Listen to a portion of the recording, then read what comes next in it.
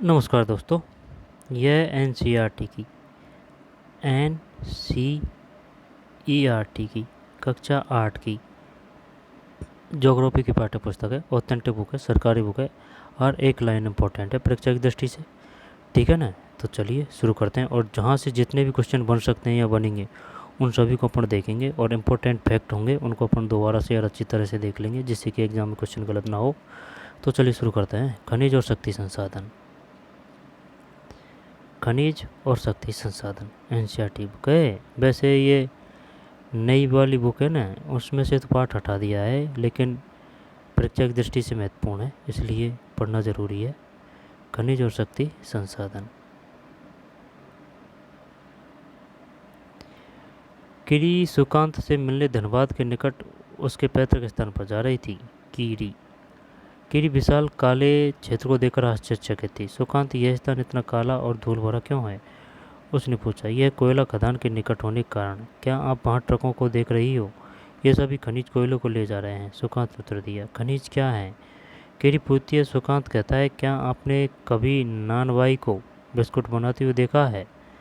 उसमें आटा, दूध, चीनी, कभी कभी अंडे को भी मिलाया जाता है। जब आप पके हुए बिस्कुट खाते हैं तो क्या आप इनके अवयवों को पृथक रूप में देख सकते हैं? जिस प्रकार बिस्कुट में मिली हुई कई वस्तुओं को आप नहीं देख सकते, उसी प्रकार इस पृथ्वी पर चट्टानों में कई पदार्थ मिले होते हैं जो खनिज कहलाते हैं। ये खनिज पृथ्वी की चट्टान परपटी पर सभी जगह फैले हुए हैं। चट्टान परपटी पर सभी जगह फैले हुए हैं। प्राकृतिक रूप से प्राप्त होने वाले पदार्थ जिनका निश्चित रासायनिक संगठन हो, वह खनिज है। आई समझ में? अब ये पूछ लेगा वो, ये बताइए भाई खनिज किसे कहते हैं? ठीक है ना? इसे कहते हैं, इसे कहते हैं, इसे कहते हैं, इसे कहते हैं। शानदार ऑप्शन देगा। प्राकृतिक रूप से प्राप्त होने वाले पदार्थ जिसका निश्चित रासायनिक संगठन हो, वह खनिज है।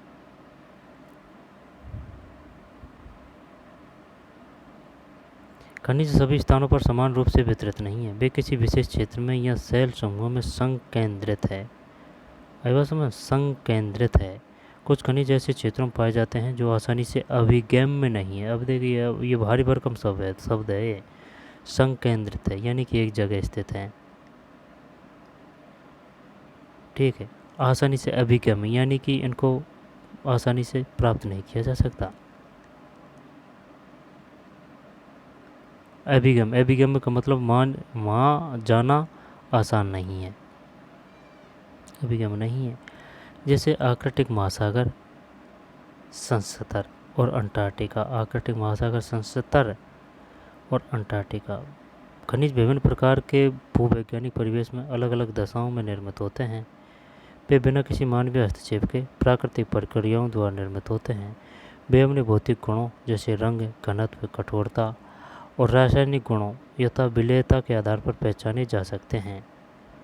विलेयता के आधार पर पहचाने जा सकते हैं। क्या आप जानते हैं आपके भोजन में नमक और आपकी पेंसिल में ग्रेफाइट भी खनिज है?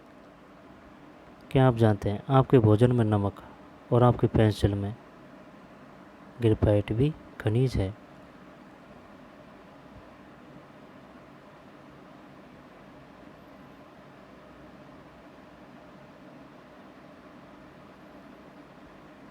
कोयले की खदान में ट्रक का वारण यानी कि भर रहा है ये ट्रक में।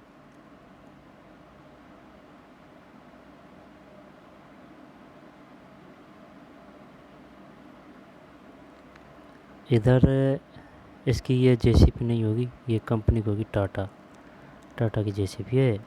टाटा की तो बनी हुई है, लेकिन इसका मालिक कोई और होगा, है ना? इस पर तो ड्राइवर लग रहा है, इसको मंथली का महीना मिलता होगा भाई, इतने घंटा दिन के हिसाब से कि भाई महीना के भाई दिन का इतना घंटा है तो आपको इतने रुपए मिलेंगे। इसमें या तो ये ड्राइवर होगा या फिर इसका ये ट्रक होगा, इसको ले जाना है, ये इसको एक चक्कर के रुपए मिल रहे होंगे।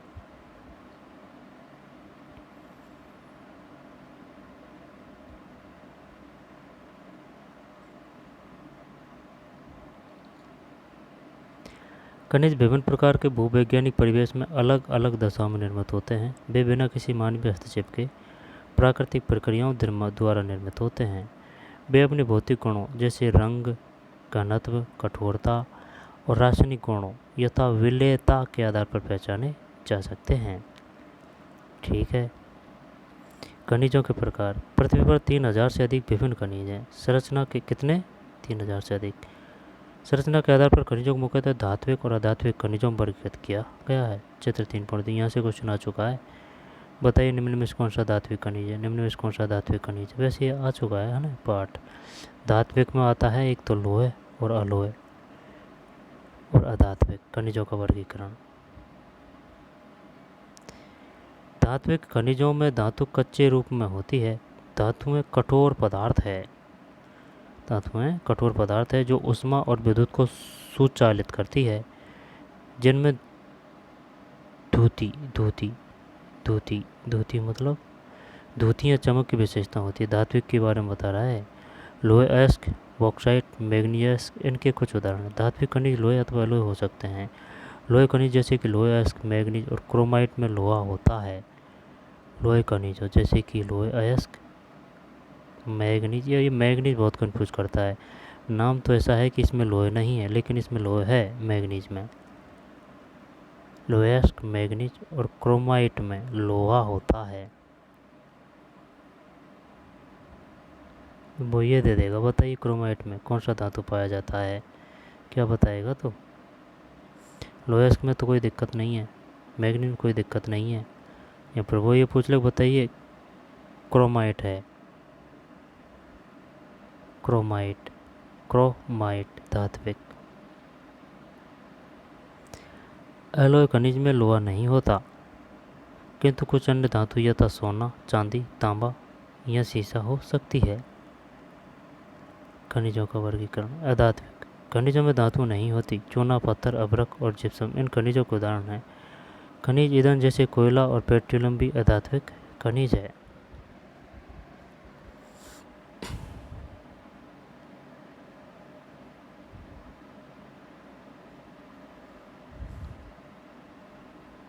अधात्विक खनिजों में धातु नहीं होती। चूना, पत्थर, अभ्रक और जिप्सम इन खनिजों के उदाहरण हैं। खनिज ईंधन जैसे कोयला और पेट्रोलियम भी अधात्विक खनिज है। खनिजों को खनन, प्रवेदन या आकलन द्वारा निष्कर्षित किया जा सकता है। विधि है एक तो खनन है, प्रवेदन है,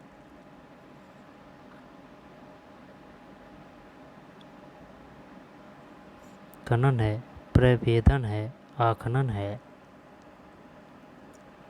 ना। खनन किसे कहते हैं? प्रवेदन या आकलन द्वारा निष्कर्षित किया जा सकता है। खनिजों का निष्कर्षण। खनन, प्रवेदन, आकलन। खनन, प्रवेदन, आकलन। विवृत खनन, कूपकी खनन। निष्कर्षण। खनन, प्रवेदन, आकलन। ये भी क्वेश्चन आ चुका है। बताइए निम्नलिखित में से खनन, प्रवेदन, आकलन क्या है? खनिजों को निकालने की विधियाँ हैं। खनन में है विवृत खनन और कूपकी खनन। वह बात तो तेरी सही है, 1 मिनट है ना, लेकिन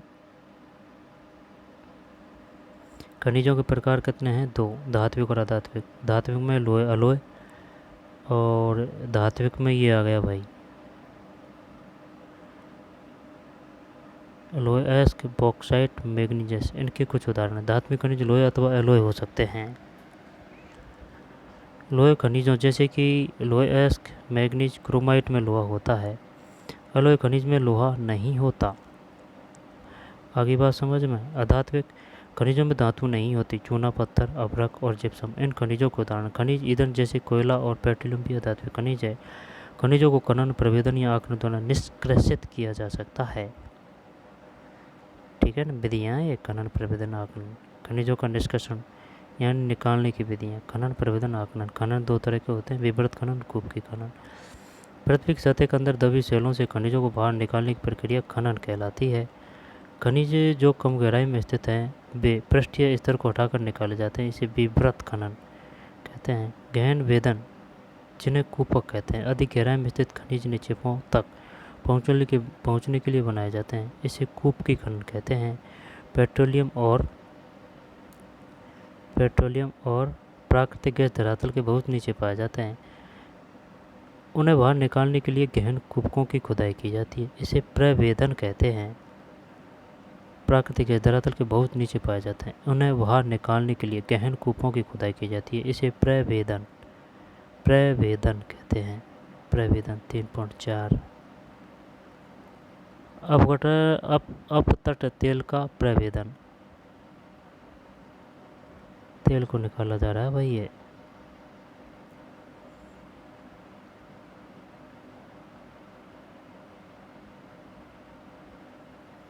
समुद्र में से।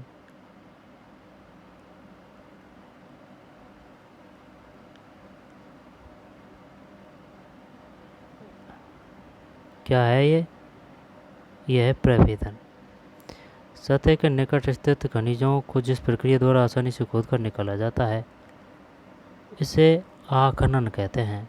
पूछ लेगा वो, प्रवेदन किसे कहते हैं? प्रवेदन कहते हैं उन्हें बाहर निकालने के लिए गहन कूपों की खुदाई की जाती है, गहन कूपों की खुदाई की जाती है, इसे प्रवेदन कहते हैं, है ना? गहन कूपों की। और आखनन सतह के निकट स्थित खनिजों को जिस प्रक्रिया द्वारा आसानी से खोद कर निकाला जाता है, उसे आखनन कहते हैं। विवृत खनन। विवृत खनन क्या है? खनिज जो कम गहराई में स्थित हैं, वे पृष्ठीय स्तर को हटाकर निकाले जाते हैं। खनिज जो कम गहराई में स्थित हैं, वे पृष्ठीय स्तर को हटाकर निकाले जाते हैं, उसे विवृत खनन कहते हैं। गहन वेदन जिन्हें कूपक कहते हैं। ठीक, कोई दिक्कत नहीं है ना। विवृत खनन किन्हें कहते हैं? खनिज जो कम गहराई में स्थित हैं, वे पृष्ठीय स्तर को हटाकर निकाले जाते हैं, वो विवृत खनन है ना? विवृत खनन है। इसके बाद में प्रवेदन और सतह के उन्हें आखनन। आप सेल को देखकर बता सकते हैं यदि इसमें तांबा है, क्योंकि तब सेल का रंग नीला प्रतीत होता है। खनिजों का वितरण और थोड़ी है, और नहीं है। क्या आप जानते हैं सेल खनिज अवयवों के अनिश्चित संगठन वाले एक या एक से अधिक खनिजों का एक समूहन है। सेल जिनसे खनिजों का खनन किया जाता है अयस्क कहे जाते हैं। यद्यपि 2800 से अधिक खनिजों की पहचान की गई है, जिनमें से केवल लगभग 100 अयस्क खनिज समझे जाते हैं। 2800, 100। आगे चलते हैं। खनिजों का वितरण। खनिज विभिन्न प्रकार की सेलों में पाए जाते हैं। कुछ आग्नेय सेलों में पाए जाते हैं, कुछ कायंत्र सेलों में, जबकि अन्य अपसादी सेलों में पाए जाते हैं। खनिज विभिन्न प्रकार की सेलों में पाए जाते हैं। कुछ आग्नेय सेलों में पाए जाते हैं, कुछ कायंत्र सेलों में, जबकि अन्य अपसादी सेलों में। ये है ना, आग्नेय, कायंत्र, अपसादी, यहाँ से काफ़ी क्वेश्चन आ चुके हैं। धात्विक खनिज आग्नेय और कायंत्र सेलों समूह जिनसे विशाल पठारों का निर्माण होते हैं पाए जाते हैं। ये क्वेश्चन आ चुका है। ये बताइए धात्विक खनिज पाए जाते हैं आग्नेय सेलों में, है ना, अपसादी सेलों में। ये आया था और थी जब धात्विक खनिज पाए जाते हैं आग्नेय और कायंत्र सेल समूह। दोबारा देख लें। खनिजों का वितरण। खनिज विभिन्न प्रकार की सेलों में पाए जाते हैं। कुछ आग्नेय सेलों में पाए जाते हैं, कुछ कायंत्रित सेलों में, जबकि अन्य कुछ आग्नेय में, कुछ कायंत्रित सेलों में, जबकि अन्य अपसादी सेलों में पाए जाते हैं। धात्विक खनिज आग्नेय और कायंत्र सेल समूह जिनसे विशाल पठारों का निर्माण होता है में पाए जाते हैं। धात्विक खनिज।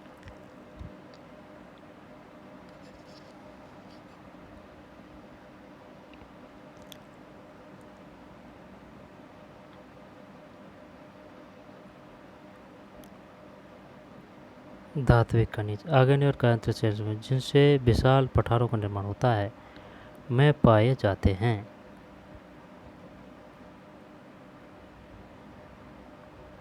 बताइए, धात्विक खनिज पाए जाते हैं आग्नेय और कायंत्र सेल समूह में।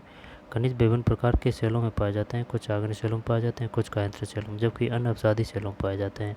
धात्विक खनिज आग्नेय और कायांतर सेल्स में, जिनसे विशाल पठारों का निर्माण होता है, में पाए जाते हैं।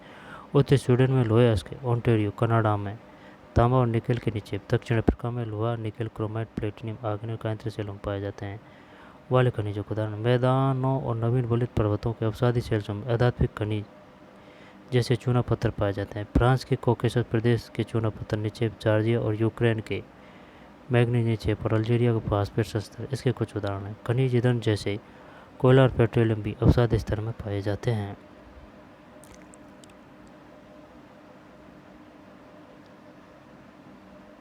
खनिजों का वितरण।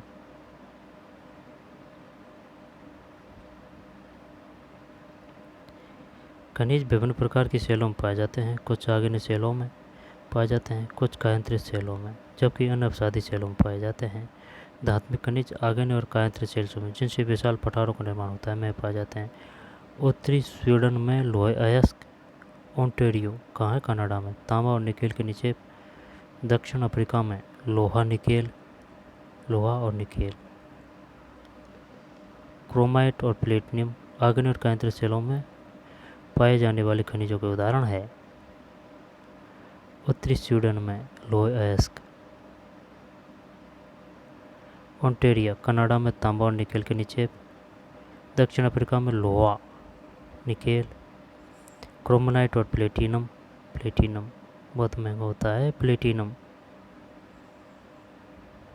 आग्नेय और कायांतरित सेलों में पाए जाने वाले खनिजों के उदाहरण मैदानों और नवीन वलित पर्वतों के अवसादी सेल्सों में अधात्विक खनिज जैसे चूना पत्थर पाए जाते हैं। फ्रांस के कॉकेसस प्रदेश के चूना पत्थर निक्षेप, जॉर्जिया और यूक्रेन के मैग्नीज निक्षेप, फ्रांस के कॉकेसस प्रदेश के चूना पत्थर निक्षेप, कॉकेसस प्रदेश किसमें है, फ्रांस के, किस लिए प्रसिद्ध है, चूना पत्थर निक्षेप, जॉर्जिया और यूक्रेन के मैग्नीज निक्षेप और अल्जीरिया के फास्फेट संस्तर इसके कुछ उदाहरण हैं। खनिज ईंधन जैसे कोयला और पेट्रोलियम भी अवसादी स्तर में पाए जाते हैं। खनिज ईंधन जैसे कोयला और पेट्रोलियम भी अवसादी स्तर में पाए जाते हैं।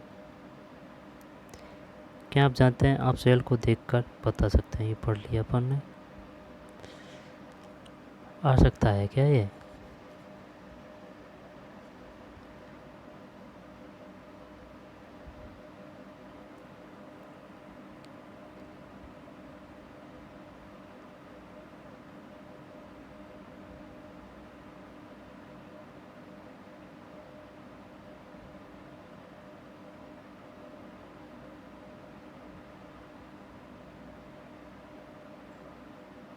पढ़ लेते हैं, चल पढ़ने को जगह है, नहीं पढ़ने को कोई जगह नहीं है, फिर पछताएंगे कि भाई पढ़ लेते तो क्या जाता, है ना। दोबारा देख ले। उत्तरी स्वीडन में लोहे अयस्क, ओंटारियो कनाडा में तांबा और निकेल के निक्षेप, दक्षिण अफ्रीका में लोहा और निकेल, क्रोमाइट और प्लेटिनियम आग्नेय और कायांतर सेलों में पाए जाने वाले खनिजों के उदाहरण हैं।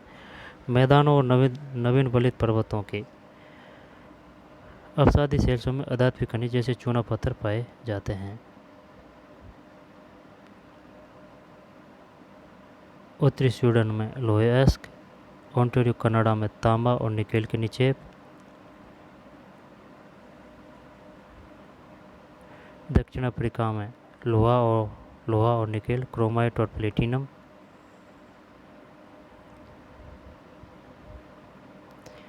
उत्तरी स्वीडन में लोहे अयस्क, ओंटारियो कनाडा में तांबा और निकेल के निक्षेप, दक्षिण अफ्रीका में लोहा, निकेल। यार ये अगर इससे पूछ लियो ना कि भाई बताइए इसमें कौन सा पाया, तो आप लोग बोल दे उत्तरी स्वीडन में तो है लोहे अयस्क और ओंटारियो कनाडा में तांबा और निकेल के निक्षेप, दक्षिण अफ्रीका में लोहा है और निकेल भी है, क्रोमाइट और प्लेटिनियम आग्नेय और कायांतर सेलों में पाए जाने वाले खनिजों के उदाहरण मैदानों और नवीन वलित पर्वतों में अवसादी सेल्सों में अधात्विक खनिज जैसे कि चूना पत्थर पाए जाते हैं अवसादी में। फ्रांस के कॉकेसस प्रदेश के चूना पत्थर निक्षेप, जॉर्जिया और यूक्रेन के मैग्नीज निक्षेप और अल्जीरिया के फास्फेट संस्तर इसके कुछ उदाहरण। खनिज ईंधन जैसे कोयला और पेट्रोलियम भी अवसादी स्तर में पाए जाते हैं। लोहे तांबे और बॉक्साइट का वितरण। लोहा तांबा और बॉक्साइट। लोहा, लोहा है, लोहा, लोहा। यूरोप में काफ़ी है यार लोहा, है ना। ऑस्ट्रेलिया में भी है। फिर तांबा, तांबा उत्तरी अमेरिका दक्षिण अमेरिका में है तांबा, इसमें नहीं है अफ्रीका में। तांबा। बॉक्साइट, बॉक्साइट, बॉक्साइट,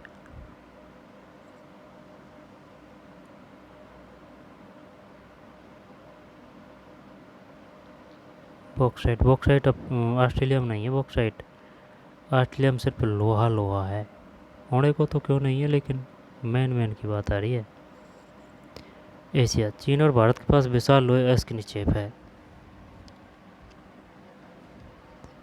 यह महाद्वीप विश्व के आधे से अधिक टिन उत्पादन करता है। चीन, मलेशिया और इंडोनेशिया विश्व के अग्रणी टिन उत्पादकों में है। चीन सीसा, एंटीमनी और टंगस्टन के उत्पादन में अग्रणी है। एशिया में मैग्नीज, बॉक्साइट, निकेल, जस्ता और तांबे के भी निक्षेप है। यूरोप। यूरोप विश्व में लोहे अयस्क का अग्रणी उत्पादक है। आधे से अधिक टिन उत्पादन करता है चीन और भारत। चीन, मलेशिया और इंडोनेशिया विश्व के अग्रणी टिन उत्पादकों में से है भाई। चीन, मलेशिया और इंडोनेशिया। अब यूरोप है। यूरोप विश्व में लोहे अयस्क का अग्रणी उत्पादक है। रूस, यूक्रेन, स्वीडन और फ्रांस लोहे अयस्क के विशाल निक्षेप वाले देश है। तांबा, सीसा, जस्ता, मैग्नीज और निकेल खनिजों के निक्षेप पूर्वी यूरोप और यूरोपीय रूस में पाए जाते हैं।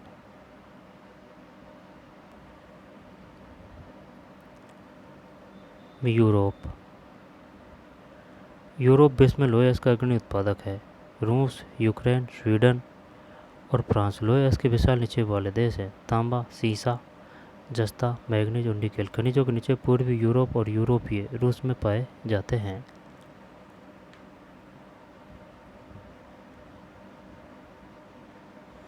वह बात तो तेरी सही है, लेकिन ये बताइए चीन और भारत में, या फिर चीन, मलेशिया, इंडोनेशिया किसके लिए उत्पादन के लिए जाना जाता है टिन, और लोहे अयस्क का अग्रणी उत्पादक यूरोप। रूस, यूक्रेन, स्वीडन और फ्रांस लोहे अयस्क के विशाल निक्षेप वाले देश हैं। तांबा, सीसा, जस्ता, मैग्नीज, निकेल खनिजों के निक्षेप पूर्वी यूरोप और यूरोपीय रूस में पाए जाते हैं।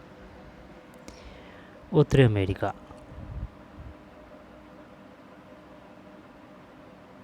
तांबा, सीसा, जस्ता, मैग्नीज, निकेल निक्षेपों के निक्षेप पूर्वी यूरोप और यूरोपीय रूस में पाए जाते हैं।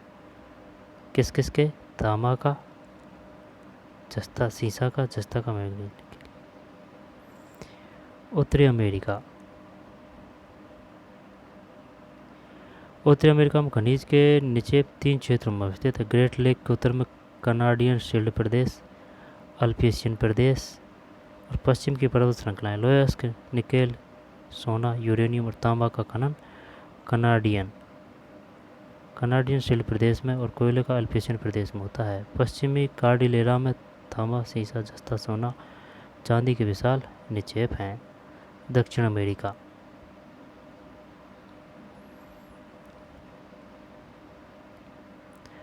आओ कुछ करके सीखें। विश्व के रूपरेखा मानचित्र में कनाडियन शील्ड, अल्पेशियन पर्वत, ग्रेट लेक और पश्चिम कार्डिलेरा पर्वत श्रृंखलाओं को मानचित्र अवलोक की सहायता से चिन्हित कीजिए। कनाडियन शील्ड, अल्पेशियन पर्वत, ग्रेट लेक और पश्चिमी कार्डिलेरा पर्वत श्रृंखलाओं।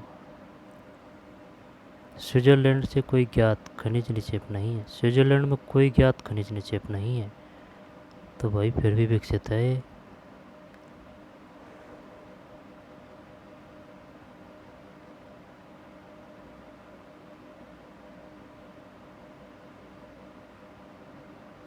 पूछ लिया था उसने, बताइए निम्न में से कौन सी ग्रेट लेक में ग्रेट लेक की झील है।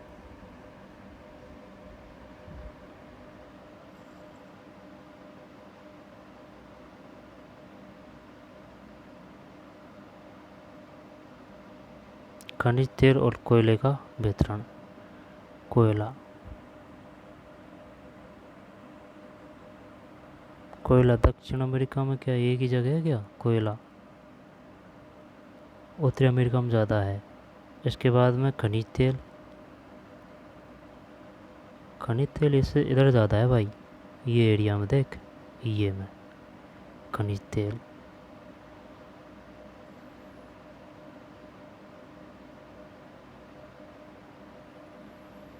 ठीक, दक्षिण अमेरिका, उत्तरी अमेरिका, फिर अफ्रीका, यूरोप, एशिया, प्रशांत महासागर, हिंद महासागर।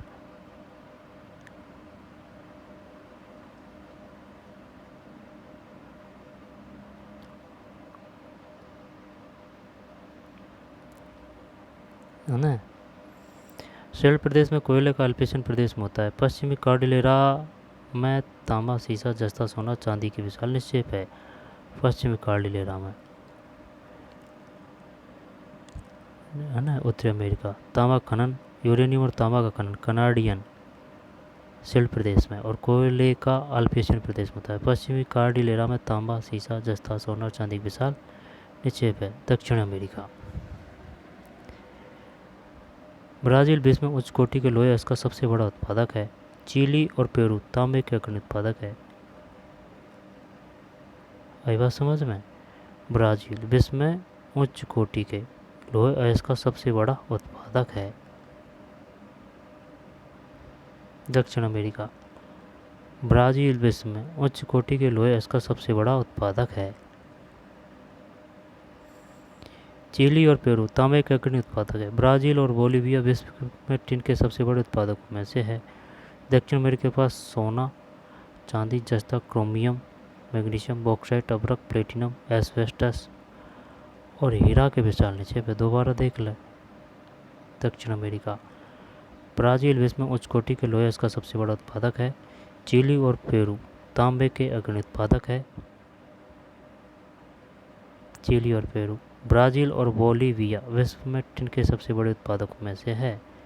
ब्राज़ील और बोलीविया, तो टिन में तो वो भी है, मलेशिया, इंडोनेशिया। दक्षिण अमेरिका के पास सोना, चांदी, जस्ता, क्रोमियम, मैग्नीज, बॉक्साइट, अभ्रक, प्लेटिनम, एस्बेस्टस और हीरा के विशाल निक्षेप भी है।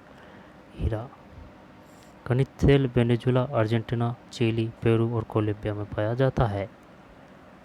खनिज तेल,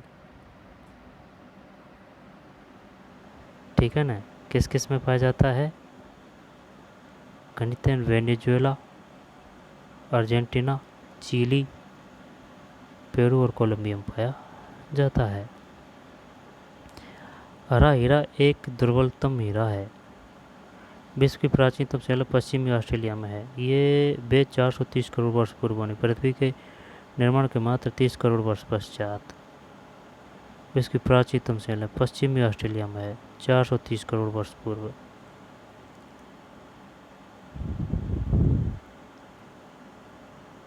अफ्रीका, अफ्रीका खनिज संसाधनों में धनी है। यह हीरा, सोना, प्लेटिनम का विश्व में सबसे बड़ा उत्पादक है। दक्षिण अफ्रीका, जिम्बाब्वे और जायरे विश्व के सोने का एक बड़ा भाग उत्पादित करते हैं। तांबा, लोयस्क, क्रोमियम, यूरेनियम, कोबाल्ट, बॉक्साइट दक्षिण अफ्रीका में पाए जाने वाले अन्य खनिज तेल है। तेल नाइजीरिया, लीबिया और अंगोला में पाया जाता है। 1 मिनट। दक्षिण अमेरिका में ब्राज़ील में मिलता है लोयस्क, है ना। ये दक्षिण अमेरिका के ही देश हैं, ब्राज़ील हो गया, Venezuela, Argentina, Chile, Peru, Colombia.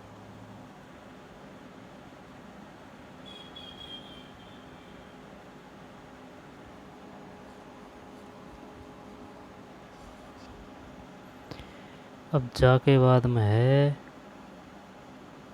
कोई दिक्कत? उच्च कोटि के लोहे का सबसे बड़ा उत्पादक है कौन? ब्राज़ील। बताइए, उच्च कोटि के लोहे इसका सबसे बड़ा उत्पादक है ना ब्राज़ील। चिली और पेरू तांबे के अग्रणी उत्पादक हैं। चिली और पेरू, ब्राज़ील और बोलीविया विश्व में टिन के सबसे बड़े उत्पादक में से। दक्षिण अमेरिका के पास सोना, चांदी, जस्ता, क्रोमियम, मैग्नीज, बॉक्साइट, अबरक, प्लेटिनम, एस्बेस्टस और हीरा के विशाल निक्षेप भी है। खनिज तेल वेनेजुएला, अर्जेंटीना, चिली, पेरू और कोलंबिया में पाया जाता है। खनिज तेल वेनेजुएला, अर्जेंटीना, चिली, पेरू और कोलंबिया में।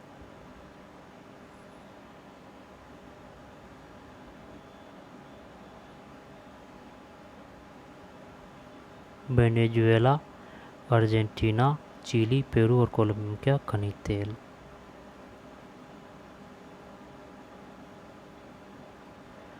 अफ्रीका। अफ्रीका खनिज संसाधनों में धनी है।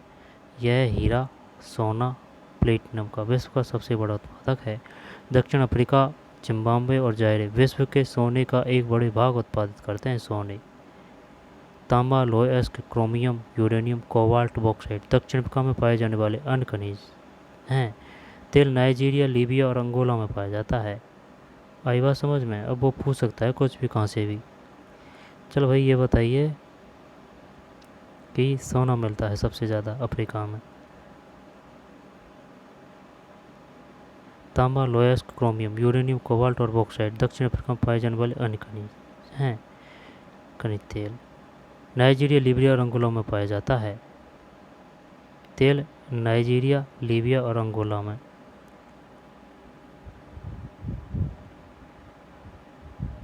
नाइजीरिया, लीबिया और अंगोला में पाया जाता है।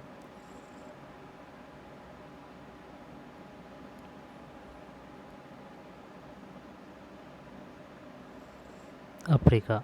अफ्रीका खनिज संसाधनों में धनी है। यह हीरा, सोना, है ना, प्लेटिनम का विश्व में सबसे बड़ा उत्पादक है। दक्षिण अफ्रीका, जिम्बाब्वे और जायरे विश्व के सोने का एक बड़े भाग उत्पादित करते हैं। तांबा, लोह अयस्क, क्रोमियम, यूरेनियम, कोबाल्ट और बॉक्साइट दक्षिण अफ्रीका में पाए जाने वाले अन्य खनिज तेल है।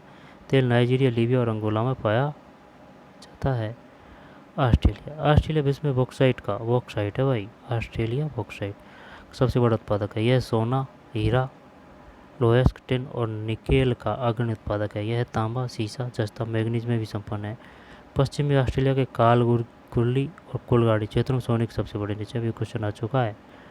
बताइए, सोने के सबसे बड़े निक्षेप ऑस्ट्रेलिया में होता है कहाँ? कालगुरली और कोलगाड़ी। यहाँ पर कालगुरली और कोलगाड़ी प्रसिद्ध है। किस लिए? कालगुरली, कोलगाड़ी बॉक्साइट का सबसे बड़ा उत्पादक है। बॉक्साइट का।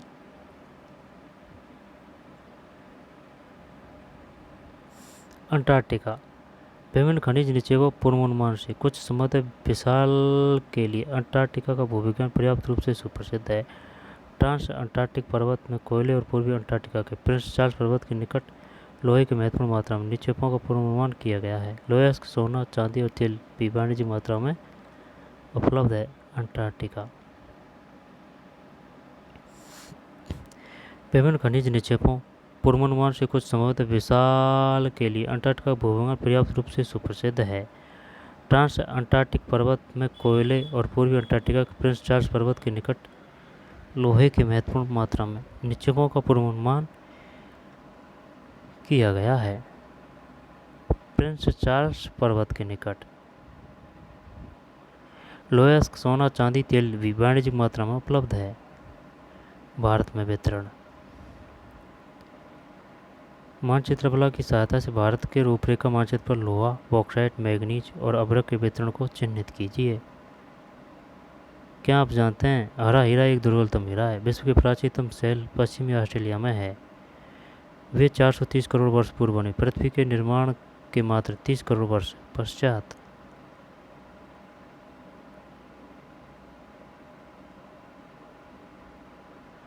आओ कुछ करके सीखें। आगे चलते हैं ना। भारत में वितरण। लोहा। भारत में उच्च कोटि के लोहे अयस्क निक्षेप है। यह खनिज मुख्यतः झारखंड, ओडिशा, छत्तीसगढ़, मध्य प्रदेश, गोवा, महाराष्ट्र और कर्नाटक में पाया जाता है। बॉक्साइट। इसके मुख्य उत्पादक क्षेत्र झारखंड, ओडिशा, छत्तीसगढ़, मध्य प्रदेश, गुजरात, महाराष्ट्र और तमिलनाडु है। बॉक्साइट। इसके मुख्य उत्पादक क्षेत्र झारखंड, ओडिशा, छत्तीसगढ़, मध्य प्रदेश, गुजरात, महाराष्ट्र और तमिलनाडु है। किसके? बॉक्साइट के। बॉक्साइट तो सबसे ज़्यादा ऑस्ट्रेलिया में होता है।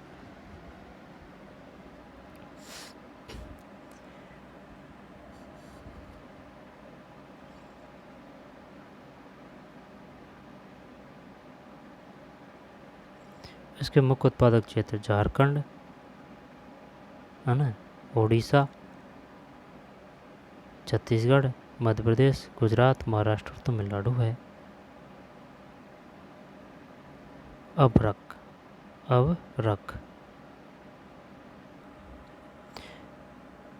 ये खान है भाई, ये है चूना पत्थर का आकलन। चूना पत्थर मार्मल है शायद ये, है ना।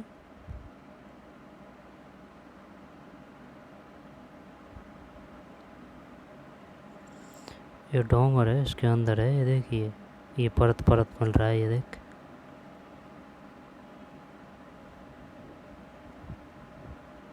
मार्मल की खान।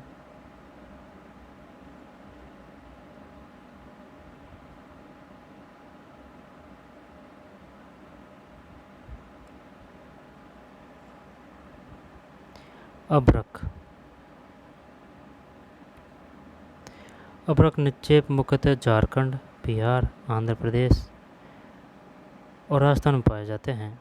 भारत विश्व में अभ्रक का सबसे बड़ा उत्पादक और निर्यातक है। ठीक है भाई, अभ्रक में 1 नंबर है अपन। और राजस्थान फर्स्ट नंबर पे है ना। तांबा, यह मुख्यतः राजस्थान, मध्य प्रदेश, झारखंड, राजस्थान में सबसे ज़्यादा है तांबा। मध्य प्रदेश, झारखंड, कर्नाटक और आंध्र प्रदेश में उत्पादित होता है। मैग्नीज, भारत के मैग्नीज निक्षेप महाराष्ट्र, मध्य प्रदेश, छत्तीसगढ़, ओडिशा, कर्नाटक और आंध्र प्रदेश में स्थित है ना। अभ्रक हो गया, अभ्रक, फिर तांबा, इसके बाद मैग्नीज।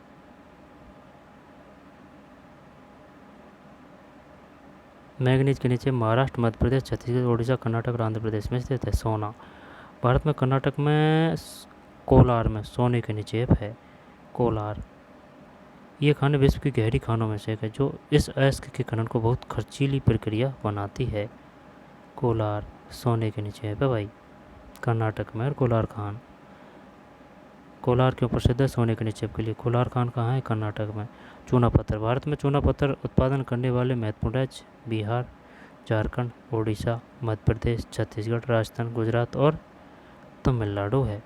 चूना पत्थर बिहार, झारखंड, ओडिशा, मध्य प्रदेश, छत्तीसगढ़, राजस्थान, गुजरात, तमिलनाडु है। नमक, यह समुद्र, झील और सेलों से प्राप्त किया जाता है। क्षेत्रीय, भारत नमक का अग्रणी उत्पादक और निर्यातक है। राजस्थान सांभर झील से नमक निष्कर्षण, नमक निकाला जा रहा है भाई सांभर झील से। सांभर झील से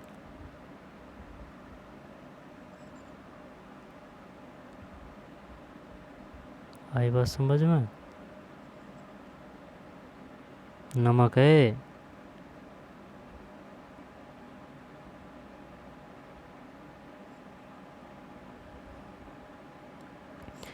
खनिजों का उपयोग, खनिजों का उपयोग कई उद्योगों में होता है। रत्नों के लिए प्रयोग किए जाने वाले खनिज प्राय कठोर होते हैं। इन्हें आभूषण बनाने के लिए विभिन्न शैलियों में जड़ा जाता है। तांबा एक अन्य धातु है जिसका उपयोग सिक्के से लेकर पाइप तक प्रत्येक वस्तु में किया जाता है। कंप्यूटर उद्योग में प्रयुक्त होने वाले सिलिकॉन क्वार्ट्ज से प्राप्त किया जाता है। एल्यूमिनियम जिसे उसके एस बॉक्साइड से प्राप्त किया जाता है का उपयोग ऑटोमोबाइल, कंप्यूटर उद्योग में प्रयुक्त होने वाला सिलिकॉन क्वार्ट्ज से प्राप्त किया जाता है। सिलिकॉन किससे प्राप्त किया जाता है? क्वार्ट्ज से।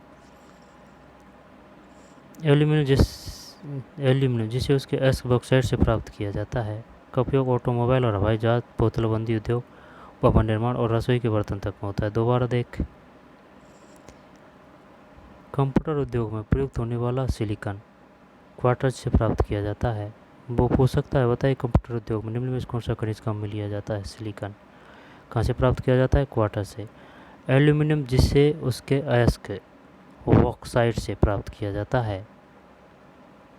एल्यूमिनियम जिसे उसके अयस्क, ये क्वेश्चन आ चुका है कि एल्यूमिनियम कायस्क कौन सा खनिज है? बॉक्साइट। एल्यूमिनियम बॉक्साइट से प्राप्त किया जाता है। का उपयोग ऑटोमोबाइल और हवाई जहाज, बोतलबंदी उद्योग, भवन निर्माण और रसोई के बर्तन तक में होता है। अब कुछ कर्कश के 5 खनिजों के उपयोग की सूची बनाइए। खनिजों का संरक्षण। खनिज अनवीकरणीय संसाधन है। क्या है? अनवीकरणीय। खनिजों के निर्माण और संचयन में हजारों वर्ष लगते हैं। मानवीय उपभोग की दर की तुलना में निर्माण की दर बहुत धीमी है। खनन की प्रक्रिया में बर्बादी को घटाना आवश्यक है। धातुओं का पुनर्चक्रण एक अन्य तरीका है जिससे खनिज संसाधनों को संरक्षित किया जा सकता है। खनिजों का संरक्षण। खनिज अनवीकरण संसाधन है, अनवीकरणीय संसाधन है। खनिजों के निर्माण और संचयन में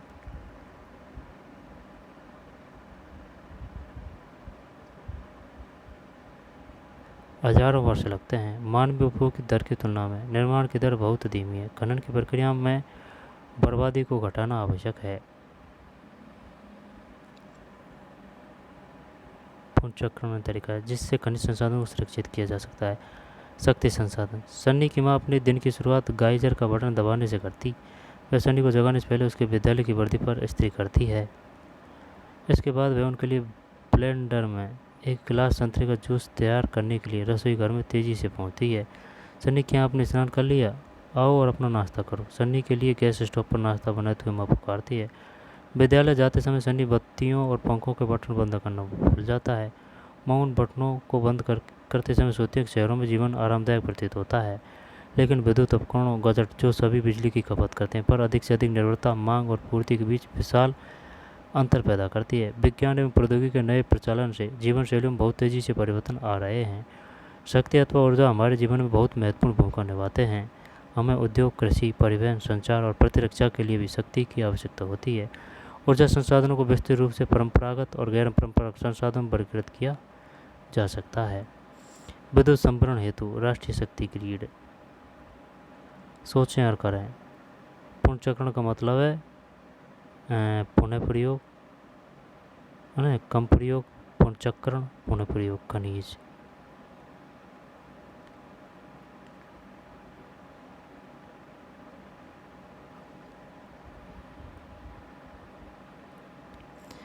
अब है भाई परंपरागत स्रोत। ठीक है ना, परंपरागत स्रोत।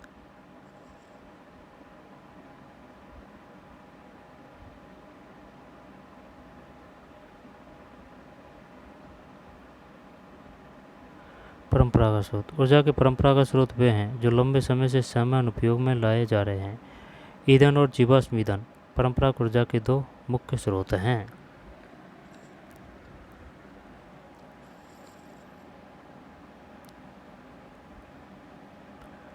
ऊर्जा के परंपरागत स्रोत वे हैं जो लंबे समय से सामान्य उपयोग में लाए जा रहे हैं। ईंधन और जीवाश्म ईंधन परंपरागत ऊर्जा के 2 मुख्य स्रोत हैं।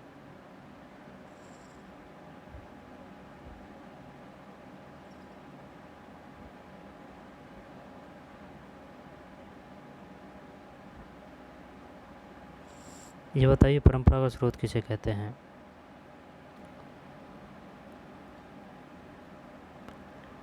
ऊर्जा के परंपरागत स्रोत वे हैं जो लंबे समय से सामान्य उपयोग में लाए जा रहे हैं। ठीक है ना, बात लंबे समय की। वो क्या है? परंपरागत। ईंधन और जीवाश्म ईंधन परंपरागत ऊर्जा के 2 मुख्य स्रोत हैं। ईंधन और जीवाश्म ईंधन। खनिज तेल, प्राकृतिक गैस। लाभ, हानि और लाभ। जब आसानी से परिवहन टैंकर के द्वारा, है ना, पेट्रो रसायन उद्योग का आधार। हानि, तेल अधिक प्लावन एवं गैस रिसाव के कारण ऑक्सीजन का अपचय। निर्मित प्रदूषण के कारण वर्षा। नए ईंधन का अन्वेषण आसान नहीं। नए ईंधन का अन्वेषण आसान नहीं। आसानी से परिवहन पाइपलाइन के द्वारा। प्राकृतिक गैस की बात है। तेल और कोयले से अधिक स्वच्छ। ठीक है ना, तेल और कोयले से, तेल से सस्ता। क्या? प्राकृतिक गैस। बताइए निम्न में कौन सा परंपरागत स्रोत है? खनिज तेल है, प्राकृतिक गैस है। ऊर्जा के परंपरागत स्रोत, ईंधन सुप्राप्य बहुसंख्यक लोगों को ऊर्जा प्रदान करता है। हानि संग्रहण में अधिक समय उपयोग, प्रदूषण फैलाने वाला, प्रतिक्रिया प्रभाव में वृद्धि करता है। निवर्णीकरण, ये तो होगी ईंधन की बात। और कोयला विस्तृत रूप से उपलब्ध, विद्युत रूपांतरण के लिए उपयुक्त, प्रदूषण का स्रोत, परिवहन के लिए भारी। जल विद्युत लाभ हानि, वो ये क्वेश्चन पूछ चुका है। बताइए निम्न में से कौन सा परंपरागत स्रोत में आता है? जो जल विद्युत है। लगता है कि जल विद्युत नहीं है, लेकिन जल विद्युत है। प्रदूषण मुक्त, सिंचाई और मत्स्यन को बढ़ावा देता है, सस्ता, स्थानीय समुदाय का विस्थापन, हानि है ना। निम्न क्षेत्रों का जल प्लावन स्थापित करने में खर्चीला। आगे चलते हैं। ईंधन, इसका उपयोग पकाने और ऊष्मा प्राप्त करने के लिए व्यापक रूप से होता है। हमारे देश में ग्रामीण द्वारा उपयोग की गई 50% से अधिक ऊर्जा ईंधन से प्राप्त होती है।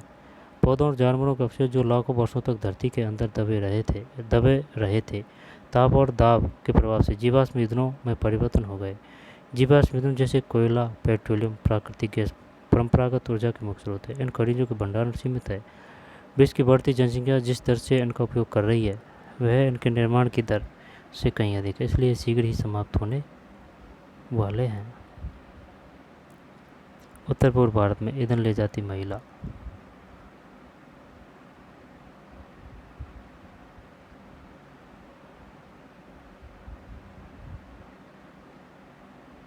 उत्तर पूर्व में है, या तो हिमाचल है, या उत्तरांचल है, या उत्तराखंड है, हिमालय साइड। कोयला,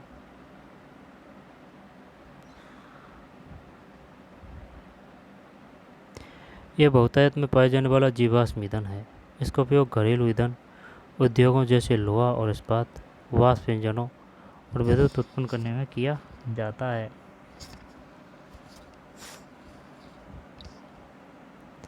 कोयले से प्राप्त विद्युत को तापीय ऊर्जा कहा जाता है। कोयला जिसका हम आज उपयोग कर रहे हैं, वह लाखों वर्ष पूर्व विशाल फन और दलदल के पृथ्वी की परतों में दबने से बना। कोयला इसलिए अंतर्हित धूप के रूप में जाना जाता है। तापीय ऊर्जा संयंत्र का दृश्य,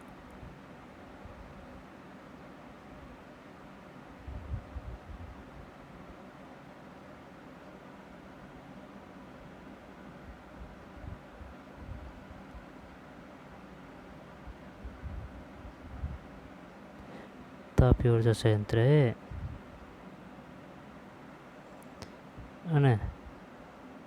अंतर्हित धूप के रूप में जाना जाता है।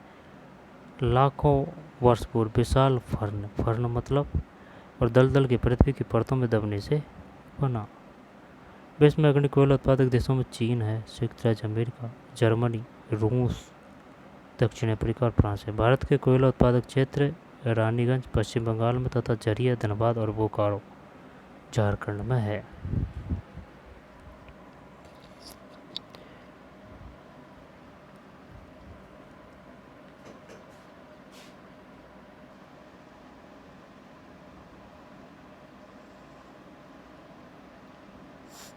विश्व में अग्रणी कोयला उत्पादक देशों में चीन, संयुक्त राज्य अमेरिका, जर्मनी, रूस, दक्षिण अफ्रीका और फ्रांस है। भारत के कोयला उत्पादक क्षेत्र रानीगंज पश्चिम बंगाल में तथा झरिया, धनबाद और बोकारो झारखंड में है। विश्व में तो है भाई चीन, संयुक्त राज्य अमेरिका, जर्मनी, रूस, दक्षिण अफ्रीका और फ्रांस। और भारत में रानीगंज पश्चिम बंगाल में तथा झरिया, धनबाद और बोकारो झारखंड में है। पेट्रोलियम, पेट्रोल जिससे आपकी कार चलती है और तेल जो आपकी साइकिल को चरमराने से रोकता है, दोनों की सूरत गाढ़े काले द्रव से होती है, जिसे पेट्रोलियम कहते हैं। यह सेलों की परतों के मध्य पाया जाता है। इसका वेधन अपतटीय व तटीय क्षेत्रों में स्थित तेल क्षेत्रों में किया जाता है। तदुपरांत इसे परिष्करणशाला भेजा जाता है, जहाँ अपरिष्कृत पेट्रोलियम के प्रक्रमण से विभिन्न तरह के उत्पाद जैसे कि डीजल, पेट्रोल, मिट्टी का तेल, मोम, प्लास्टिक है और स्नेहक तैयार किए जाते हैं। पेट्रोलियम और इससे बने उत्पादों को काला सोना कहा जाता है। आई बात समझ में? कोयला मत कर देना भाई। काला सोना किसे कहा जाता है? पेट्रोलियम। पेट्रोलियम और इससे बने उत्पादों को काला सोना, पेट्रोलियम। कोयला मत कर देना, ऑप्शन वो कोयला भी देगा। कहा जाता है क्योंकि ये बहुत अधिक मूल्यवान है। पेट्रोलियम के मुख्य उत्पादक देश ईरान, इराक, सऊदी अरब और कतर है। अन्य मुख्य उत्पादक संयुक्त राज्य अमेरिका, रूस, वेनेजुएला, अल्जीरिया है।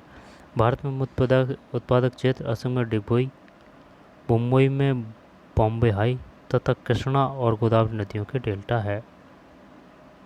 भारत में मुख्य उत्पादक क्षेत्र में डिगबोई, मुंबई में बॉम्बे हाई तथा कृष्णा और गोदावरी नदियों के डेल्टा है।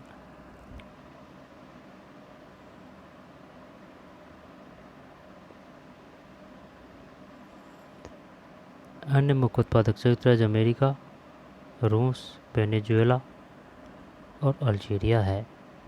भारत में मुख्य उत्पादक क्षेत्र असम में डिगबोई, डिगबोई कहाँ है? असम में है ना। मुंबई में बॉम्बे हाई तथा कृष्णा और गोदावरी नदियों के डेल्टा है। ठीक है, कोई दिक्कत नहीं। क्या आप जानते हैं संपीड़ित प्राकृतिक गैस सीएनजी एक प्रचलित पर्यावरण हितैषी ऑटोमोबाइल ईंधन है क्योंकि यह पेट्रोलियम और डीजल की तुलना में कम प्रदूषण करती है।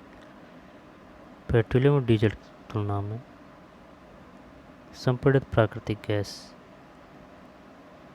सीएनजी।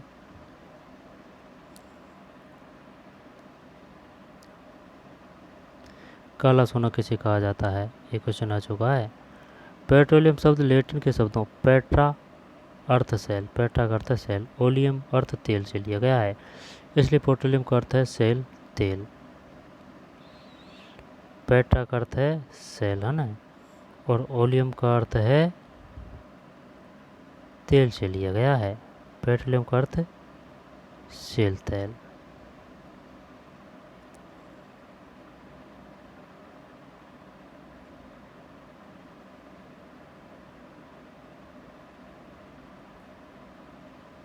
अब है प्राकृतिक गैस, है ना।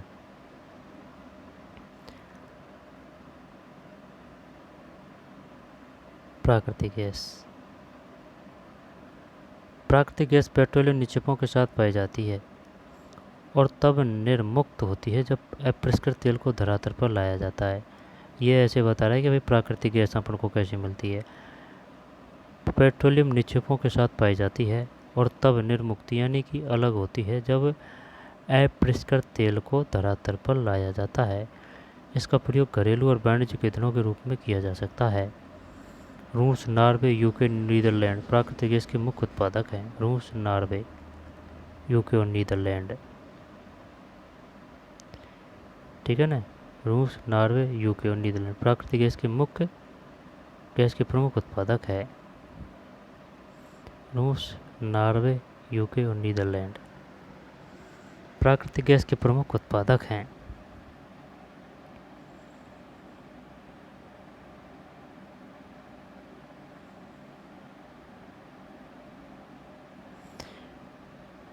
बताइए निम्न में कौन से देश प्राकृतिक गैस के लिए प्राकृतिक गैस का प्रमुख उत्पादक देश हैं?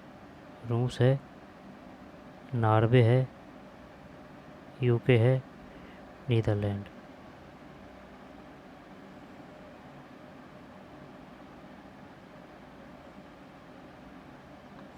भारत में जैसलमेर, कृष्णा, गोदावरी डेल्टा, त्रिपुरा और मुंबई के कुछ अपतटीय क्षेत्रों में प्राकृतिक गैस संसाधन है। विश्व के बहुत कम देशों के पास प्राकृतिक गैस के अपने पर्याप्त भंडार हैं। हमारे द्वारा जीवाश्म ईंधनों के उपभोग की तीव्र वृद्धि ने चिंताजनक दर से इन्हें समाप्ति तक पहुंचा दिया। इन ईंधनों के चलने से निकलने वाले विषैले प्रदूषक की चिंता का विषय है। जीवाश्म ईंधन का अनियंत्रित जलना अनियंत्रित टोटी के टपकने के समान है जो अंततः सूख जाती है। इसने हमारा ध्यान ऊर्जा के विभिन्न गैर परंपरागत स्रोतों के दोहन की ओर बढ़ाया जो कि जीवाश्म ईंधनों के स्वच्छतर विकल्प है।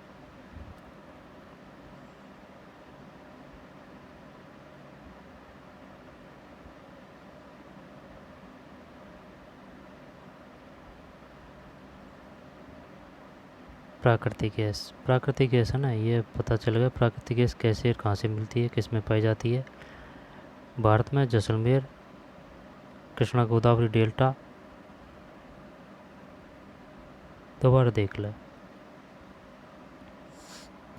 प्राकृतिक गैस पेट्रोलियम निक्षेपों के साथ पाई जाती है और तब निर्मुक्त अलग होती है जब अपरिष्कृत तेल को धरातल पर लाया जाता है। इसका प्रयोग घरेलू और वाणिज्यिक ईंधनों के रूप में किया जा सकता है। रूस, नॉर्वे, ठीक है ना, एक तो रूस है, नॉर्वे है, रूस, नॉर्वे, यूके और नीदरलैंड प्राकृतिक गैस के प्रमुख उत्पादक हैं। भारत में जैसलमेर, कृष्णा गोदावरी डेल्टा, त्रिपुरा और मुंबई के कुछ अपतटीय क्षेत्रों में प्राकृतिक गैस संसाधन है। विश्व के बहुत कम देशों के पास प्राकृतिक गैस के अपने पर्याप्त भंडार है। कम देशों के पास। हमारे द्वारा जीवाश्म ईंधनों के उपभोग की तीव्र वृद्धि ने चिंताजनक दर से इन्हें समाप्ति तक पहुंचा दिया है। इन ईंधनों के जलने से निकलने वाले विषैले प्रदूषक भी चिंता का विषय है। जीवाश्म ईंधन का अनियंत्रित जलना अनियंत्रित टोटी के टपकने के समान है जो अंततः सूख जाती है। इसने हमारा ध्यान ऊर्जा के विभिन्न गैर परंपरागत स्रोतों के दोहन की ओर बढ़ाया, जो कि जीवाश्म ईंधनों के स्वच्छतर विकल्प है। जल विद्युत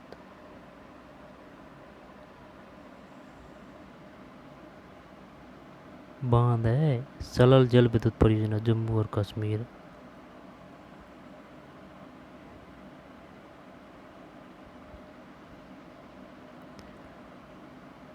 देख, ये तो बांध है ना, और यहीं पे कहीं है ना विद्युत परियोजना वो लगा रखी है जिससे ये पानी इधर इधर होके इसमें आके मिल जाता है।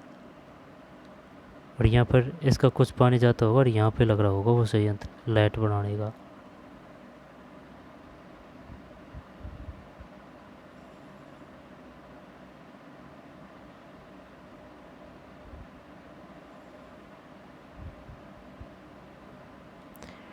बताइए सलल जल विद्युत परियोजना कहाँ है जम्मू कश्मीर में। बांधों में वर्षा जल अथवा नदी जल ऊंचाई से गिराने के लिए संग्रहित किया जाता है, यानी कि इकट्ठा किया जाता है। बांध के अंदर से पाइप के द्वारा बहता जल बांध के नीचे स्थित टरबाइन के ऊपर गिरता है। घूमते हुए ब्लेड जनरेटर को विद्युत के लिए घुमाते हैं। यह जल विद्युत कहलाती है। विद्युत उत्पन्न करने के बाद जो जल बहता है विद्युत उत्पन्न करने के बाद जो जल बहता है उसका उपयोग कृषि में किया जाता है। विश्व की ऊर्जा का 1/4 हिस्सा जल विद्युत से उत्पन्न होता है। विश्व की ऊर्जा का 1/4 जल विद्युत से उत्पन्न होता है। विश्व में जल विद्युत के अग्रणी उत्पादक देश पराग्वे, नॉर्वे, ब्राज़ील और चीन है। आई बात समझ में? पराग्वे है, नॉर्वे है, ब्राज़ील और चीन है। भारत में कुछ महत्वपूर्ण जल विद्युत केंद्र भाखड़ा, नांगल, गांधी सागर, नागार्जुन सागर और दामोदर नदी घाटी परियोजना है। यहाँ से क्वेश्चन आ चुका है भाई। बताइए निम्नलिखित में से कौन सी जल विद्युत परियोजना नहीं है। भाखड़ा नांगल है, गांधी सागर है, नागार्जुन सागर है, दामोदर नदी घाटी परियोजना है।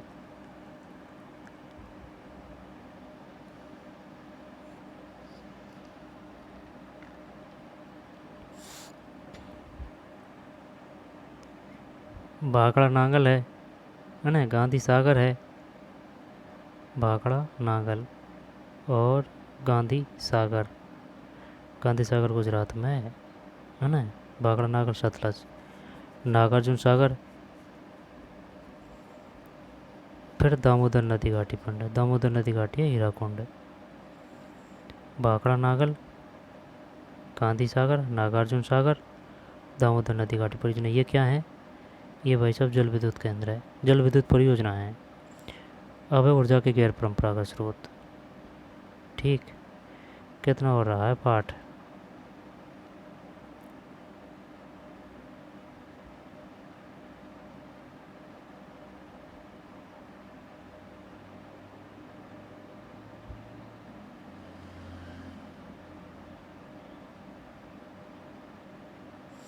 ज़्यादा नहीं है, बस यही चैप्टर रहा है, ऊर्जा के गैर परंपरागत स्रोत। ऊर्जा के गैर परंपरागत स्रोत। ठीक है, जीवाश्म ईंधनों के बढ़ते उपयोग से ऊर्जा के गैर परंपरागत स्रोत का अभाव उत्पन्न हो रहा है। ऐसा अनुमान किया जाता है कि यदि वर्तमान दर से इनका उपभोग लगातार होता रहा तो इन ईंधनों के भंडार समाप्त हो जाएंगे। इसके अतिरिक्त इनका उपयोग पर्यावरणीय प्रदूषण भी पैदा करता है। इसलिए गैर परंपरागत स्रोत जैसे सौर ऊर्जा, पवन ऊर्जा, ज्वारीय ऊर्जा जो कि नवीकरणीय है के उपयोग की आवश्यकता है पवन ऊर्जा लाभ और हानि है ना। प्रदूषण मुक्त है।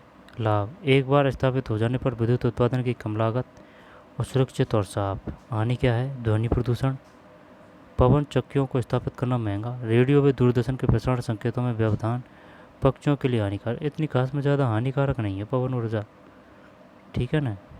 सौर ऊर्जा, लाभ क्या है? असमाप्य और प्रदूषण मुक्त। हानि क्या है? खर्चीला, स्रोत के विस्तृत होने से ऊर्जा बर्बादी। सौर ऊर्जा। इसके बाद में ज्वारीय ऊर्जा, प्रदूषण मुक्त, असमाप्य। ये तो लाभ है। और हानि, वन्य जीव आवास का नष्ट होना, दोहन में कठिन। ये क्या है? ये जो पढ़ रहे हैं अपन, पवन ऊर्जा, सौर ऊर्जा, ज्वारीय ऊर्जा, ये है गैर परंपरागत स्रोत, ऊर्जा के गैर परंपरागत स्रोत, ऊर्जा के गैर परंपरागत स्रोत।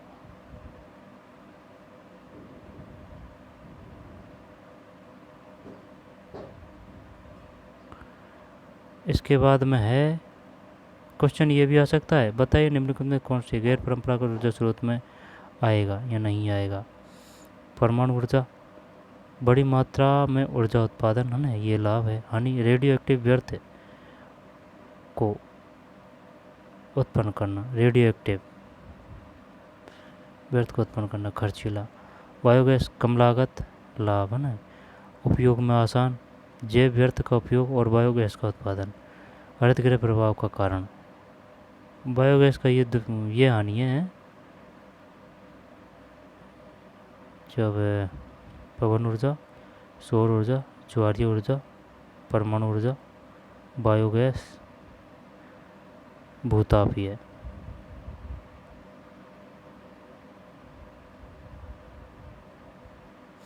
भूतापीय जब स्वच्छ, पर्यावरण हितैषी व हर समय उपलब्ध। और हानि है शहर से बहुत दूर अवस्थित होने के कारण विद्युत वहन, खर्चीला।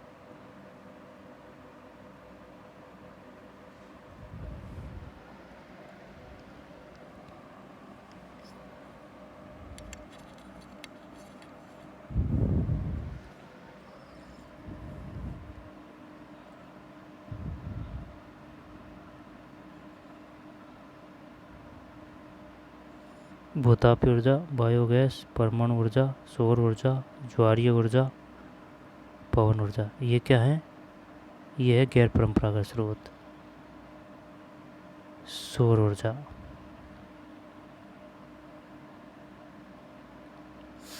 सूर्य की ऊष्मा और प्रकाश ऊर्जा हमारे द्वारा प्रतिदिन अनुभव की जा सकती है। सूर्य से प्राप्त सौर ऊर्जा सौर सेलों से विद्युत उत्पन्न करने के लिए प्रयोग की जा सकती है। इनमें से कई सेलों को सौर पैनलों से तापन व प्रकाश के लिए शक्ति उत्पन्न करने के लिए जोड़ा जाता है। धूप की प्रचुरता वाले उष्णकटिबंधीय देशों के लिए सौर ऊर्जा के उपयोग की प्रौद्योगिकी बहुत लाभदायक है। सौर ऊर्जा उपयोग का सौर तापक, सौर कुकर, सोलर ड्रायर के साथ साथ समुदाय को रोशनी देने और यात्रा संकेतों में भी होता है। सौर ऊर्जा प्राप्त करने के लिए सौर पैनल, ये सौर पैनल है भाई।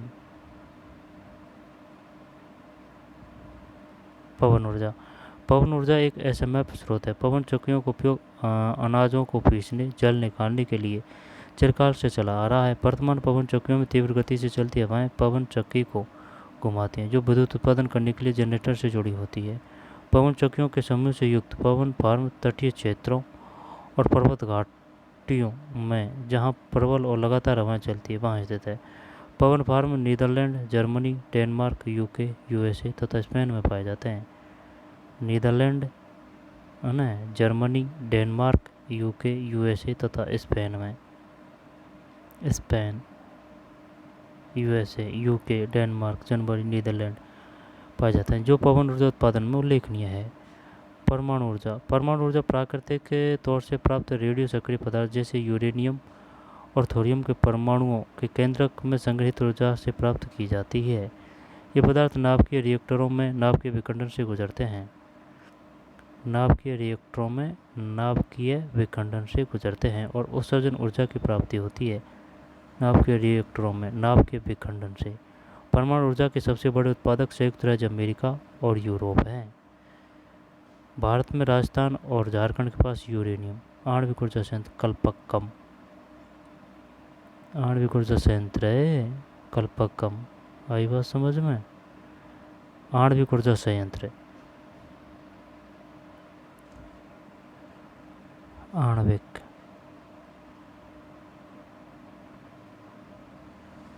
राजस्थान झारखंड के पास यूरेनियम है ना, झारखंड के पास यूरेनियम के विशाल निक्षेप है। थोरियम विशाल मात्रा में केरल के मोनोजाइट बालू में पाए जाते हैं। मोनोजाइट बालू में पाए जाते हैं। भारत में स्थित परमाणु ऊर्जा केंद्र तमिलनाडु में कल्पक्कम तमिलनाडु में भाई, तमिलनाडु कल्पक्कम। महाराष्ट्र में तारापुर, राजस्थान कोटा के निकट राणा प्रताप सागर, उत्तर प्रदेश में नरोरा और कर्नाटक में केगा है। ये याद करने की है भाई, यहाँ से क्वेश्चन आ सकता है। कल्पक्कम कहाँ है? तमिलनाडु। कल्पक्कम क्यों प्रसिद्ध है? परमाणु ऊर्जा का केंद्र है ये, परमाणु ऊर्जा प्राप्त की जाती है।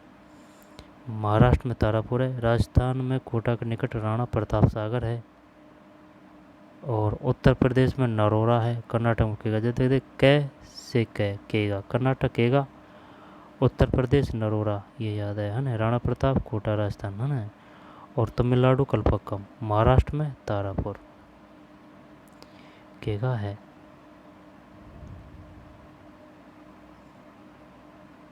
क्या आप जानते हैं विश्व का प्रथम सौर ऊर्जा पवन चालित बस अड्डा स्कॉटलैंड में है?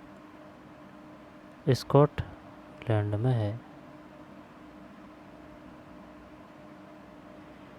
Solar cooker. कार की एक पुरानी ट्यूब लें और इसमें हवा भरकर लकड़ी के एक चबूतरे पर रखें। एल्यूमिनियम के नलीदार बर्तन को बाहर से काला कर दें। इसमें 1 कप चावल के साथ 2 कप जल मिलाएं। इसको एक ढक्कन में बंद करें और उसे ट्यूब के भीतर हिस्से में रख दें। अब शीशे के एक फ्रेम को ट्यूब के ऊपर रखें और इसे धूप में खड़ा कर दें। शीशे के फ्रेम को खड़ा करने के बाद हवा न तो अंदर आ सकती है नहीं बाहर आ सकती, जबकि सूर्य किरण ट्यूब से घिरी इस बंद खाली जगह में रोक ली जाती है और यह बाहर नहीं निकल पाती है। तापमान धीरे धीरे बहता है और इसमें रखा हुआ चावल कुछ समय पक जाता है।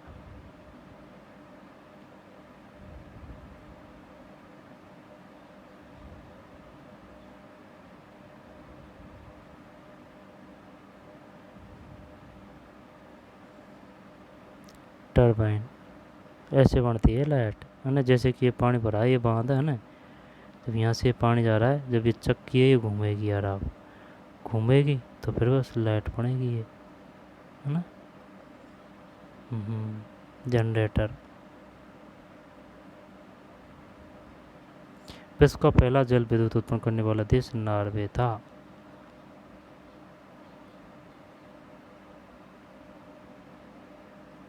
संपीड़ित प्राकृतिक गैस CNG एक प्रचलित पर्यावरण हितैषी ऑटोमोबाइल ईंधन है क्योंकि यह पेट्रोलियम और डीजल की तुलना में कम प्रदूषण करती है। आगे चलते हैं।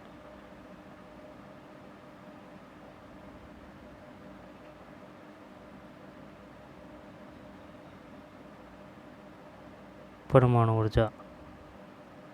जब विखंडन द्वारा उष्मा, नाभिकीय रिएक्टर, गर्म जल, भाप, टरबाइन, जनरेटर, विद्युत उत्पन्न। विखंडन द्वारा उष्मा, विखंडन द्वारा भाप, और ये है शायद घूमने की प्रक्रिया है ना, टरबाइन।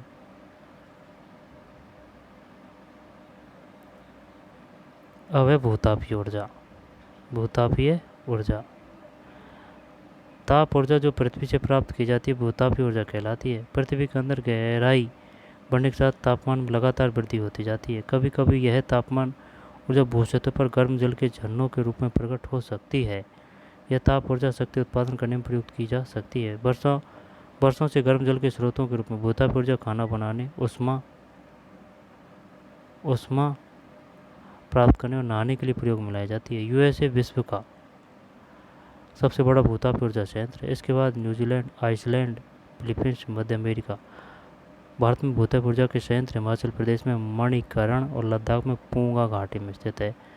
आ सकता है ये मणिकरण और पूंगा घाटी क्यों प्रसिद्ध है ना। जब यूएसए विश्व का सबसे बड़ा भूताप ऊर्जा का संयंत्र है। इसके बाद न्यूजीलैंड है, आइसलैंड है, फिलीपींस और मध्य अमेरिका है। भारत में भूताप ऊर्जा के संयंत्र हिमाचल प्रदेश में मणिकरण, भारत में भूताप ऊर्जा के संयंत्र हिमाचल प्रदेश में मणिकरण और लद्दाख में पूंगा घाटी में स्थित है। हिमाचल प्रदेश मणिकरण, लद्दाख पूंगा घाटी में स्थित है।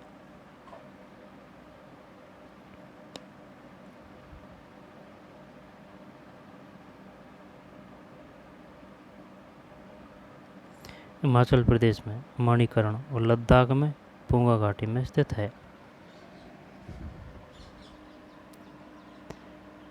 भारत में भूताप ऊर्जा के संयंत्र हिमाचल प्रदेश में मणिकरण और लद्दाख में पूंगा घाटी में स्थित है। क्या आप जानते हैं विश्व का पहला ज्वारीय ऊर्जा स्टेशन फ्रांस में बनाया गया है? आई बात समझ में? कहाँ बनाया गया है? फ्रांस में। ज्वारीय की बात है, ज्वारीय अलग चीज़ है और ये अलग चीज़ है भूतापीय ऊर्जा। ज्वारीय ऊर्जा स्टेशन फ्रांस में बनाया गया है। और अपने भारत में भूतापीय ऊर्जा कहाँ है? एक तो हिमाचल प्रदेश में मणिकरण में और लद्दाख में पूंगा घाटी में स्थित है। ये है भाई भूतापीय ऊर्जा। प्राकृतिक दरार है ना, और ये भाप है कुआं जल। जब कुआं जल और ये भाप, टरबाइन, जनरेटर,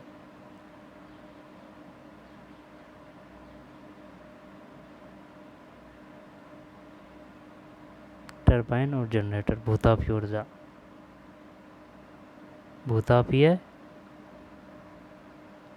ऊर्जा। आगे चलते हैं। ज्वारीय ऊर्जा है ना, ज्वार से उत्पन्न ऊर्जा को ज्वारीय ऊर्जा कहते हैं। इस ऊर्जा का विध्वंस समुद्र के सक्रिय मुहाने में बांध के निर्माण से किया जाता है।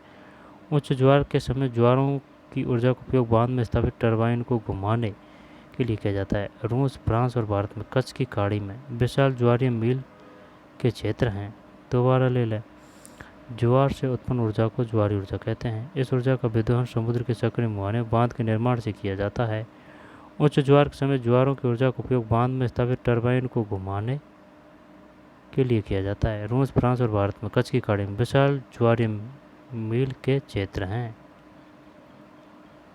रूस, फ्रांस और भारत में।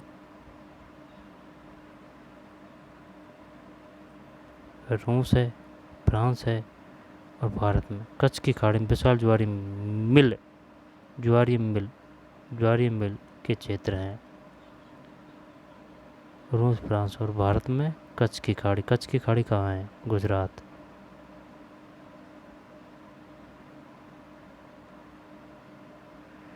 निम्न ज्वार भाटा का उपयोग विद्युत उत्पन्न करने में होता है। Generator, turbine. निम्न ज्वार भाटा है ना, निम्न ज्वार भाटा, उच्च ज्वार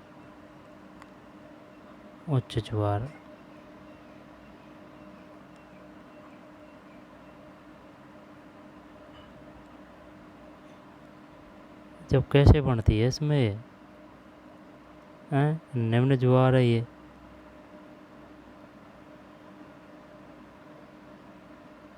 और ये इधर है ना, इधर जा रही है, अब फिर इधर से इधर उच्च ज्वार।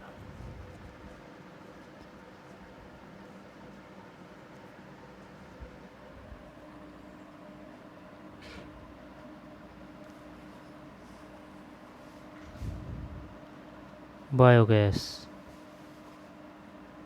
ज्वारीय ऊर्जा। रूस, फ्रांस और भारत में कच्छ की खाड़ी में विशाल ज्वारीय मिल के क्षेत्र हैं। बायोगैस।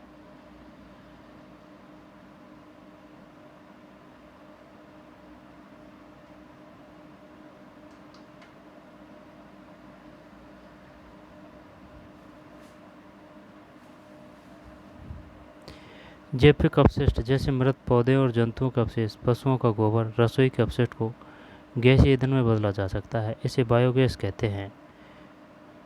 मृत पौधे और जंतुओं के अवशेष, पशुओं का गोबर, रसोई के अपशिष्ट को गैसीय ईंधन में बदला जा सकता है। जंतुओं के अवशेष, जंतुओं के अवशेष। जैविक अपशिष्ट बैक्टीरिया द्वारा बायोगैस संयंत्र में अपघटित होते हैं, जो कि अनिवार्य रूप से मीथेन और कार्बन डाइऑक्साइड का मिश्रण। बायोगैस खाना पकाने तथा विद्युत उत्पादन का सर्वोत्तम ईंधन है और इसके प्रति वर्ष बड़ी मात्रा में जैव खाद का उत्पादन होता है। ऊर्जा सर्वव्यापी है, लेकिन इस ऊर्जा का विधुन बहुत ही कठिन और खर्चीला है। हमें से प्रत्येक व्यक्ति ऊर्जा को नष्ट न करके एक भिन्नता ला सकता है। ऊर्जा की बचत ही ऊर्जा का उत्पादन है। अभी कार्य करें एवं ऊर्जा के भविष्य को सुनहरा बनाएं। बायोगैस, कर्दम, गैस टैंक, मृदा, खाद, उर्वरक, निकास। गैस टैंक, कर्दम मतलब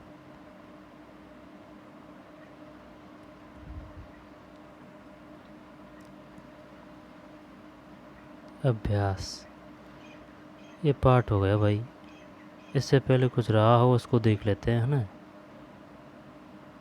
गैस टैंक, कर्दम, मृदा, खाद, निकास, उर्वरक।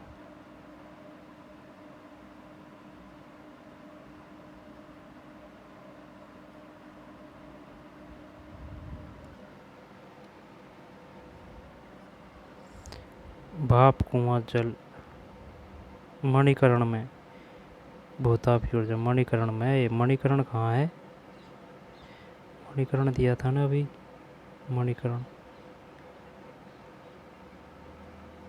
मणिकरण हिमाचल में है। भूतापी ऊर्जा संयंत्र हिमाचल प्रदेश में मणिकरण, हिमाचल में मणिकरण, और लद्दाख में पोंगा घाटी में।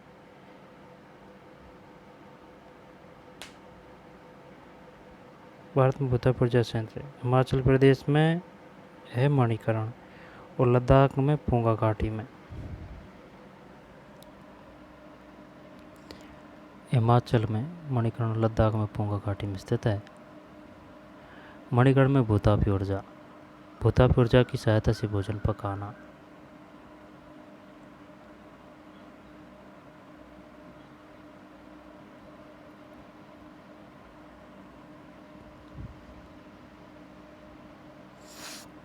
भूतापी ऊर्जा से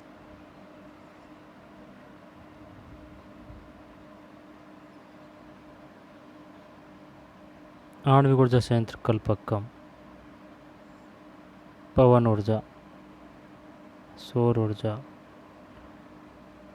लाभ हानि, है ना। परमाणु ऊर्जा, बायोगैस, सौर ऊर्जा, ज्वारी ऊर्जा, पवन ऊर्जा, है ना। यह गैर परंपरागत स्रोत। जल विद्युत, प्राकृतिक गैस,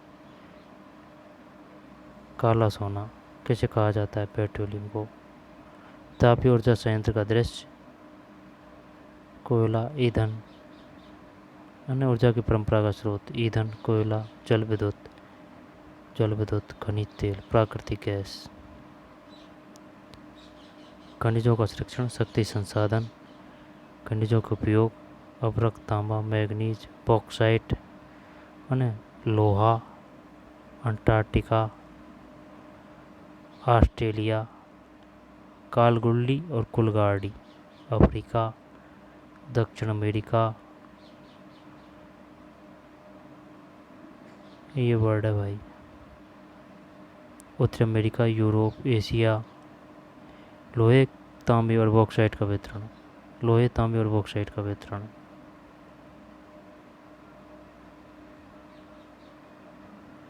अधात्विक, धात्विक खनिजों के प्रकार, खनिज और शक्ति संसाधन। ठीक है, क्वेश्चन आंसर देख लेते हैं अब।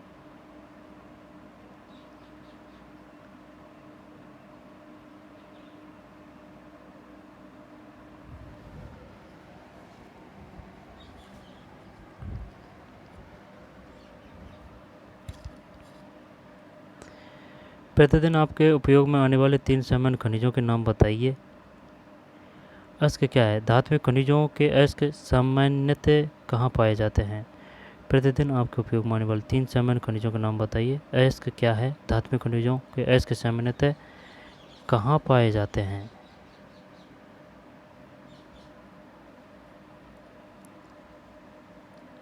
प्राकृतिक गैस संसाधनों में संपन्न 2 प्रदेशों के नाम बताइए। निम्न के लिए आप ऊर्जा के किन स्रोतों का सुझाव देंगे? ग्रामीण क्षेत्रों, तटीय क्षेत्रों, शुष्क प्रदेशों। सही उत्तर को चिन्हित कीजिए। निम्न में कौन सी एक खनिजों की विशेषता नहीं है? निम्न के लिए आप ऊर्जा के किन स्रोतों का सुझाव देंगे? ग्रामीण क्षेत्रों के लिए, तटीय क्षेत्रों के लिए, शुष्क प्रदेशों के लिए। 5 तरीके दीजिए जिनसे कि आप घर पर ऊर्जा बचा सकें। सही उत्तर को चिन्हित कीजिए। निम्नलिखित में से कौन सी एक खनिजों की विशेषता नहीं है?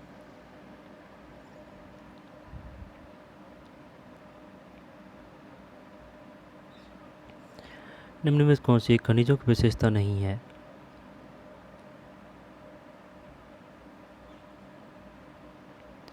वे प्राकृतिक प्रक्रियाओं द्वारा निर्मित होते हैं। निम्न में से कौन सी एक खनिजों की विशेषता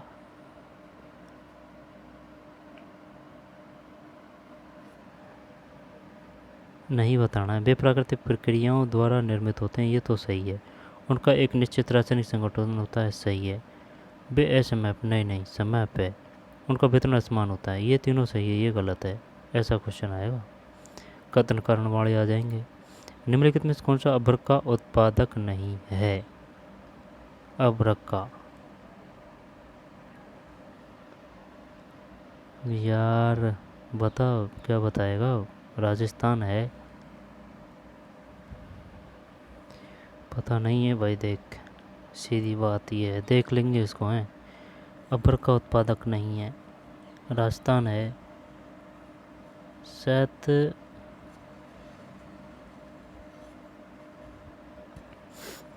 पता नहीं यार, कंफर्म नहीं है, छोड़। निम्न से कौन विश्व में तांबे का अग्रणी उत्पादक है?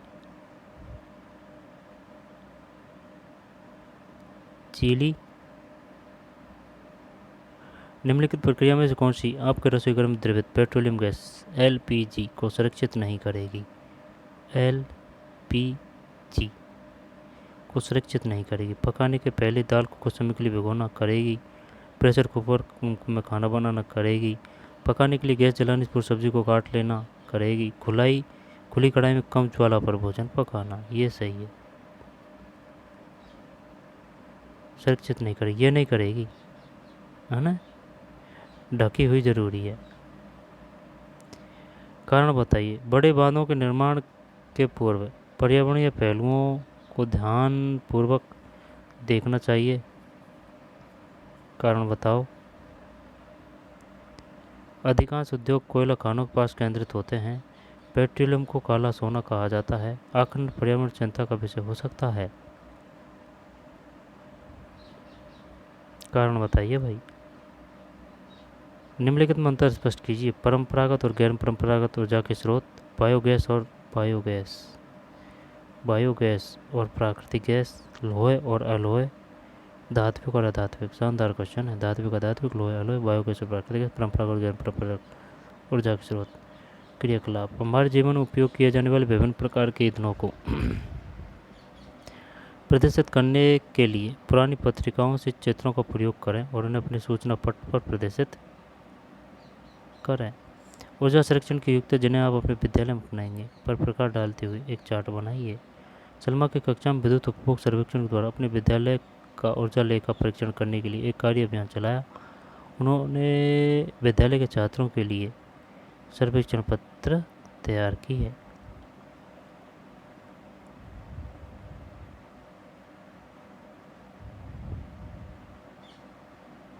सर्वेक्षण के दौरान एकत्र किए गए आंकड़ों का प्रयोग करते हुए विद्यार्थियों ने एक माह में उपभोग की गई इकाइयों एवं अनुमानित व्यय की गणना की और पिछले माह के विद्युत बिल से इसकी तुलना की। उन्होंने पंखों, बत्तियों और बंद न किए गए अन्य उपकरणों द्वारा उपयोग की गई विद्युत के अनुमानित मूल्य की गणना की। इस प्रकार उन्होंने इस मात्रा पर प्रकाश डाला जो बचाई जा सकती थी और उस ऊर्जा संरक्षण के लिए सामान्य आदतों के सुझाव दिए, जैसे आवश्यकता न होने पर उपकरणों को बंद कर देना, आवश्यकता अनुसार न्यूनतम उपयोग, खिड़कियों को खुली रखकर प्राकृतिक हवा और प्रकाश का अधिकतम उपयोग करना, बत्तियों को धूल रहित रखना, दिए गए निर्देशों के अनुसार उपकरणों की उचित देखभाल और उपयोग करना। क्या आप इस सूची में कुछ और युक्तियाँ जोड़ सकते हैं? आप घर पर इसी प्रकार का सर्वेक्षण कर सकते हैं और तब इसका विस्तार अपने पड़ोस तक कर सकते हैं और अपने पड़ोसियों को भी ऊर्जा के प्रति जागरूक कर सकते हैं। ये पार्ट है भाई।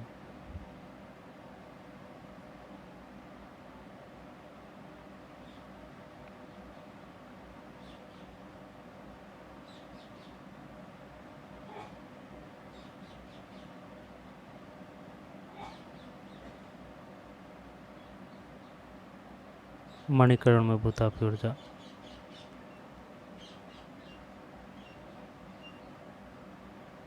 ठीक, तो मिलते हैं नए वीडियो में। धन्यवाद।